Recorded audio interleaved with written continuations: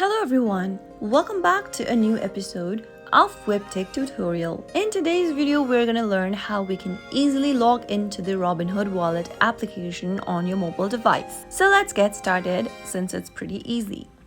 Open your Robinhood Wallet application and from the first interface, tap on Get Started. On the next page, in order to log into your existing wallet, tap on Import your existing wallet. You'll then need to enter your recovery phrases in the correct order, separated by spaces. Type in your recovery phrases just like you backed up before for your wallet and then tap on Import.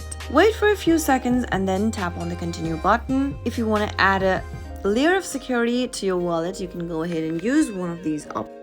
And soon after you do that, you'll be able to log in to your Robinhood Wallet account right away. So that is how you can easily log in. All you need is your recovery phrases and then you should be good to go. If you found the video to be helpful, go ahead and give us a thumbs up. Don't forget to subscribe to our channel by hitting the subscribe button. Also press the bell icon so that you'll never miss another upcoming upload from us. I'll see you again in the next video. Goodbye till then.